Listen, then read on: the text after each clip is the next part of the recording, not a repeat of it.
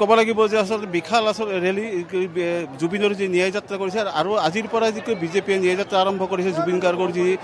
মৃত্যুৰ যি প্ৰায় এমাহ হৈ গ'ল সতীৰ্থ ফটো সাংবাদিক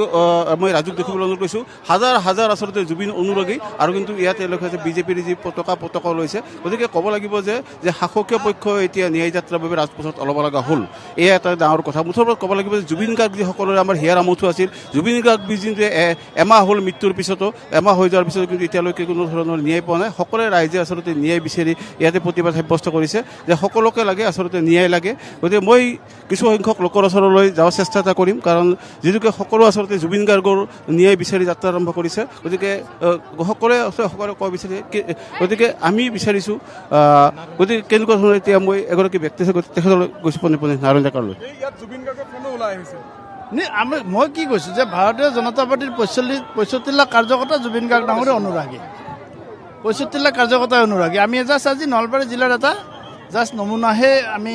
আপোনালোকে দেখিবলৈ পাইছে যিদিনাখন প্ৰয়োজন হ'ব আমাৰ গোটেই ভাৰতীয় জনতা পাৰ্টীৰ কাৰ্যকৰ্তা জুবিন গাৰ্গ ডাঙৰীয়াৰ ন্যায়ৰ কাৰণে জুবিন গাৰ্গ ডাঙৰীয়াৰ আমাৰ মাজত জীয়াই ৰখাৰ কাৰণে অকল এইখিনি নহয় জুবিন গাৰ্গ ডাঙৰীয়াৰ যিটো আদৰ্শ তেওঁৰ যিটো সৃষ্টি তেওঁ যি ধৰণে সমাজখনক ভাল পাইছিল সেই গোটেইখিনি কথা আমি যদি আগুৱাই নিব পাৰোঁ তেতিয়াহে জুবিন গাৰ্গ ডাঙৰীয়া আমাৰ মাজত জীয়াই থাকিব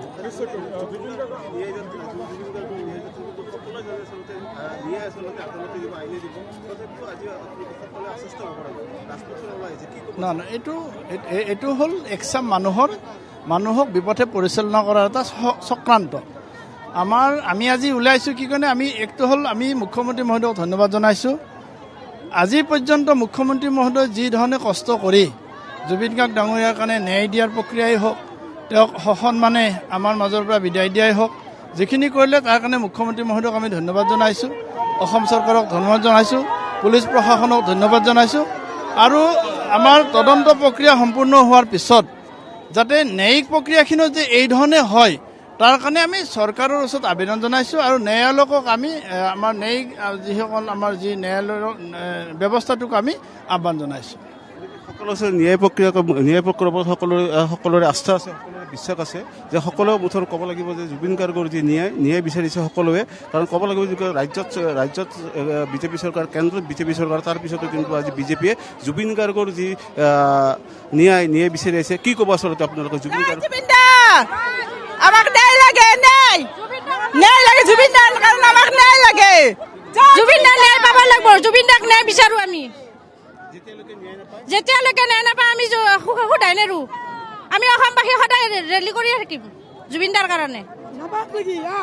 সকলো আচলতে জুবিন অনুৰাগীৰ সকলোৰে আচলতে মনত সকলোকে শুভেচ্ছা সকলোকে জয় জুবিন দা কি ক'ব জুবিন দাক আমাক ন্যায় লাগে আমাক জুবিন দা বহুতে লৈ গুচি যায় মাৰিলে সেইকাৰণে আমি ন্যায় বিচাৰি আহিছোঁ জুবিন দাক আমাক ন্যায় লাগে আমি সেইটোৱে জানো ঠিক আছে গতিকে এয়া হৈছে সকলোৰে কি ক'ব আপোনালোকে দেখিছে যে জুবিন গাৰ্গ ডাঙৰীয়াৰ মৃত্যুৰ সময়ত অসমৰ প্ৰত্যেকজন অসমীয়াৰ শোক বিবল অৱস্থাত আছে আৰু তেখেতৰ সেই অনাকাংক্ষিত মৃত্যুৰ পৰা আৰম্ভ কৰি বৰ্তমান সময়লৈকে যোৱা সময়ছোৱাত তেখেতৰ শৱদেহ অসমলৈ ঘূৰাই অনা অন্ত্যেষ্টিক্ৰিয়া সুকলমে কৰা তাৰ পৰৱৰ্তী পৰ্যায়ত অভিযুক্তসকলক কৰায়ত্ব কৰা SIT গঠনৰ জৰিয়তে সকলো কাম বৰ্তমানলৈকে মাননীয় মুখ্যমন্ত্ৰী ডক্টৰ হিমন্ত বিশ্ব শৰ্মা ডাঙৰীয়াৰ তৎপৰতাত পৰিয়ালৰ সহযোগত লাখ লাখ জুবিনদাৰ অনুৰাগীৰ প্ৰেৰণাত এই কামসমূহ সুন্দৰভাৱে নিয়াৰিকৈ হৈ গৈছে আমি বিচাৰিছোঁ যে অসমৰ সকলো লোকৰ সৈতে ভাৰতীয় জনতা পাৰ্টীৰ যি 68 লাখ বা 66 লাখ যি কাৰ্যকৰ্তা সেই সকলো কাৰ্যকৰ্তাই তেখেতৰ অনুৰাগী জুবিনদাৰ অনুৰাগী আমিও বিচাৰিছোঁ তেখেতৰ ন্যায় যাতে সোনকালে হয় আমাৰ ন্যায়পালিকাৰ ওপৰত পূৰ্ণ বিশ্বাস আছে আমি আহ্বান জনাইছোঁ ন্যায়পালিকাৰ ওচৰত যাতে সোনকালে তেখেতৰ ন্যায় আমাক দিয়ে আমি সকলোৱে যাতে জুবিনদাৰ ন্যায় পাওঁ আৰু তাৰ লগে লগে আমি বিচাৰিছোঁ যে জুবিনদাৰ কৰ্মৰাজি জুবিনদাক আমি অসমৰ সকলো ৰাইজৰ মাজত বিশ্বৰ সকলো লোকৰ মাজত যাতে অমৰ কৰি ৰাখিব পাৰোঁ তাৰ কাৰণে আমি বদ্ধপৰিকৰ ফাষ্ট ট্ৰেক আদালতৰ আপোনালোকে দাবী উত্থাপন কৰিছে ফাষ্ট ট্ৰেক আদালতত দাবী উত্থাপন কৰাৰ ব্যৱস্থাটো আছে ইতিমধ্যে অসম চৰকাৰে যি ন্যায়িক আমাৰ মুখ্য ন্যায়াধীশক ইয়াতে দিছে দায়িত্ব আহ্বানো জনাইছে ফাষ্ট ট্ৰেক আদালত মানে প্ৰতিদিনে এই ক্ষেত্ৰত শুনানি হ'ব আৰু আমি আশা কৰিছোঁ এনেধৰণে নিশ্চয় জুবিন গাৰ্গৰ স্পীড যি আমাৰ ন্যায় প্ৰক্ৰিয়া এই ন্যায় প্ৰক্ৰিয়া আমি পাবলৈ সক্ষম হ'ম জুবিনক লৈ নলবাৰীত বিশেষ ব্যৱস্থাও কৰা হৈছে জুবিনক লৈ কিছুমান আঁচনি গ্ৰহণ কৰা হৈছে ইয়াতে আঁচনি নহয়, এইটো এটা আহ্বান যে সকলো ৰাইজে আমি দলৰ কাৰ্যকৰ্তাৰ লগত আমি বৰঙণি আগবঢ়াই জুবিন গাৰ্গৰ মূৰ্তি স্থাপনকে ধৰি ভাৰতীয় জনতা পাৰ্টীৰ পক্ষৰ ফালৰ পৰা ইতিমধ্যে সংগীত বিদ্যালয় স্থাপন কৰা হ'ব। বিভিন্ন ধৰণৰ আমাৰ নলবাৰীত আমাৰ ইতিমধ্যে জয়ন্ত মল্ল বৰুৱা ডাঙৰীয়াই ঘোষণা দিছে যে মায়াবিনী নামেৰে এখনি ইয়াতে বন এখন তৈয়াৰ কৰিব আৰু জুবিন গাৰ্গ ডাঙৰীয়াই যি ভাল পাইছিল সেনেকুৱা ধৰণৰ কৰাৰ কাৰণে চৰকাৰেও দায়িত্ব লৈছে আৰু আমি ভাৰতীয় জনতা পাৰ্টীয়েও এইটো সংকল্পবদ্ধ।